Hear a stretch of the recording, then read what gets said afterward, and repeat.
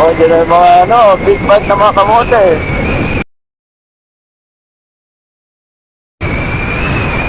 Ay, di ba big bag, mga kamote lang mga boss. Meanwhile. So ito mga bossing, kinalas natin yung natin, water pump, kasi may papalitan tayo mga boss. Ayan, bali kinalas ko na yung motor. Tapos ito mga bossing yung papalitan natin. Ito gasket, ito yung papalitan natin boss. Ayan. Nasunog.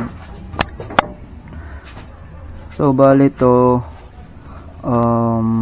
nangyari to, nasunog to, nasira nung natuyuan ako ng coolant, tapos sumalo yung coolant at langis.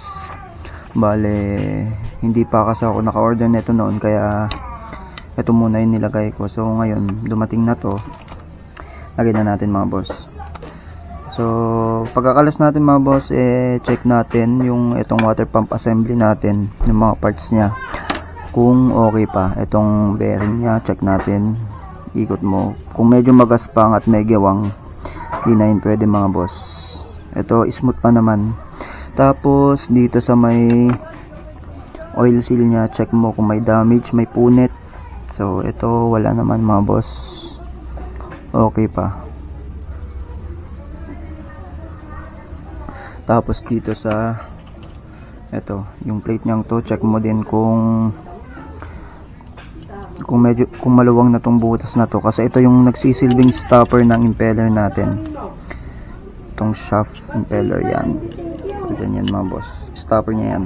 Yan, kung maluwang na yan, kung gaya ng butas dyan, is palitin na yan. Yan, check natin lahat, okay pa naman, walang So bali ito lang papalitan natin mga boss. Yan, assemble lang natin to mga boss, then balik na natin. Okay.